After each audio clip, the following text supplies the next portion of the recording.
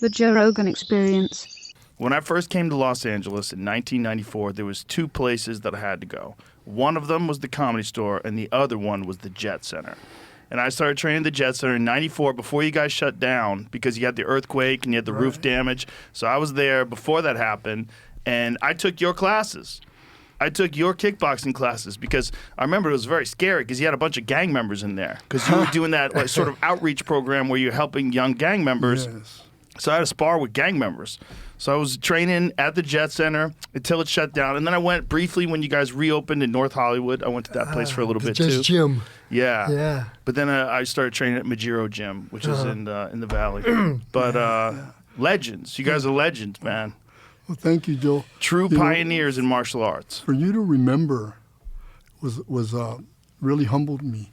You remembered, you mentioned my son and why I was starting that. Yes. And you don't even know what it's grown into since that day that you've seen what was going on. Tell the story about your son and how that whole thing started.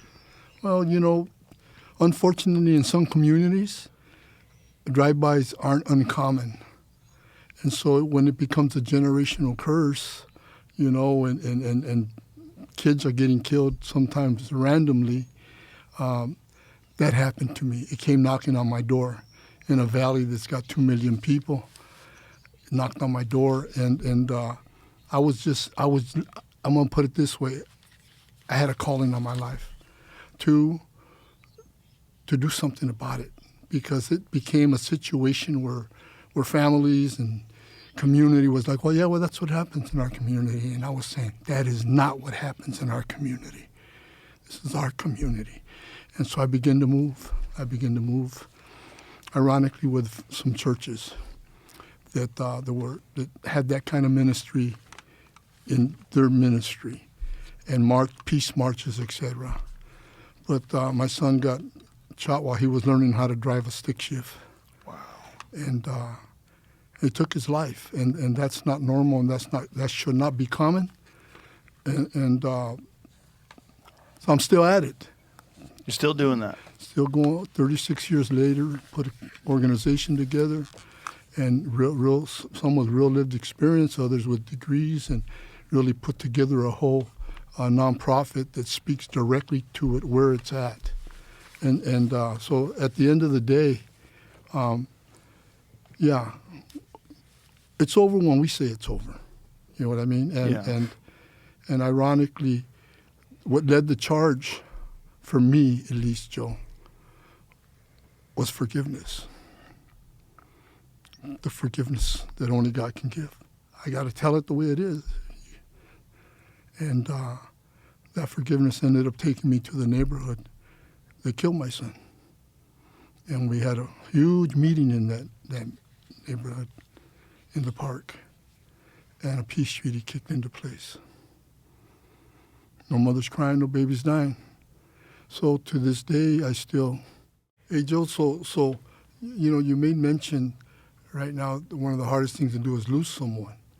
And so for me, I wanted to share a little bit that in 2023, I got a phone call that was something that I could never anticipate. It was January of 2023, and it was a call that was made. One of my sons called to tell me that he had talked to a friend of ours that does a lot of work with the prisons, has a lot of entrees on big-time boards, and that he was at one of the prisons, and that an inmate walked up to him and asked him if he knew me.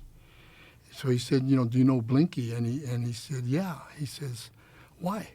And the guy says, because I'd like to talk to him. And he said, well, why? He said, because I'm the guy that murdered his son. Oh. And so my son's telling me that our friend wanted to know if I would consider talking to him on the phone. So I had just entered into a season of fasting and praying. Me and my wife now, we're going to celebrate 10 years, Gloria, you know. And I said, I don't know. I was grappling, Joe. I was grappling. I was fighting with it. And then I heard a gentle voice, and it was, say yes. Say yes. So I called my son back, and I said, tell him I said yes. but I don't want to talk to him on the phone. I want to see him in person. And so that's exactly what happened. On January the 30th, we drove up to the prison, and we get there, and first we stop and get something to eat, and then we get to the prison, and the CO's right there waiting. And when we get there, he says, yeah, well, come on through. And so me and this guy went through. And he says, yeah, we don't normally have meetings on Monday, but everything's fine. We're going to be okay. So they walk us through. We walk through to get out to the back door, and there's the yard. The yard, the barbed wire, everything's right there. We start walking. We go into a building to the left. Now, I thought I was going to be talking to somebody behind glass, but it turns out that they're asking me, what do I think about this room? And I'm like, in my mind, why are they asking me? What am I thinking about this room? You know what I mean? Because that's up to them. But I look down the hallway and there's a door. I said, what's behind that door? And the CO tells me, he says, that's a chapel. I said, can I see it? We walk back down the hallway. He opens the door, and there's a podium right there, and there's about 15 chairs. So I said to him, can we use this room? And he said, yes. So at that point in time, I need to go to the restroom. So we walk out of the building. He takes me to the restroom. When we come back out, my friend, the one that was setting it all up, he's not there. But there's an inmate. I can hear him saying, hey, Blinky, thank you for the letter to the parole board. I got a date. But I'm in another dimension, Joe. I mean, I'm like somewhere else. So a couple of minutes goes by, and I hear my buddy, and he says, hey, Blinky, this is David. And when I pivoted out, he was right here in front of me. This guy that had killed my son. And the words that came out of his mouth, Joe, I didn't have a second to try to digest it, but he says to me, can I get a hug? And when he said, can I get a hug, I grabbed him, and I embraced him, and I began to weep. I began to weep. I began to cry. I began to travail, and he began to weep. And that was a Holy Ghost moment where the Spirit of God was moving on that whole issue. And we went from there into that chapel, and we spent a little over 2 hours talking. The CO that was there and my buddy, they were sitting in the corner of the room. And as I'm talking to him and we're going over, because my wife, before I left the house, she says, remember, he was just a young guy. You know what I mean? He was probably confused back then. So now I'm talking to him, and now we're going over different things that took place, and I hear that voice, tell him, talk to him. So I said, okay. I said to him, can I have the privilege of leading you to the Lord? And he said to me, yes. He says, yes. Tears start coming out of his eyes. I stepped a few feet over. I put my hand on his right shoulder, over his heart, and I let him. And he began with a contrite heart. He began to weep and cry. And I came to realize, because it took me a long time to unpack that. Once I left there and I came home and to the chair where I always sit to read. And wow, it's like, what just happened? What did I just do? What just took place? And at the end of the day, Joe, it was, I'll leave 99 to go get one.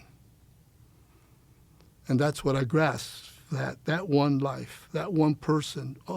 So that's why I've always said since then that the power of forgiveness is more powerful than my left hook, and I had a good one, Joe. That he did. Yeah. I just, nice and short, man. But the power of forgiveness, Joe, reconciles.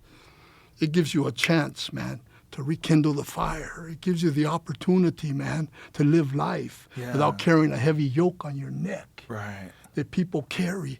It's powerful. I can't articulate to you in words what forgiveness is, but forgiveness is divine. The love that's required, the humility that's required to forgive unconditionally. And that's why I trust in Christ. That's a beautiful story. It really is. That's a beautiful message. There's only one UFC 324 this Saturday, and on DraftKings Sportsbook, the #1 sportsbook for live betting. Once it's over, your shot to get in on the action is gone. DraftKings Sportsbook is built for live betting, not just pre-fight picks, because in the UFC, one moment can flip the entire fight. One punch, one kick, one takedown. New to DraftKings, new customers bet just $5 to get $300 in bonus bets if your bet wins with the code ROGAN.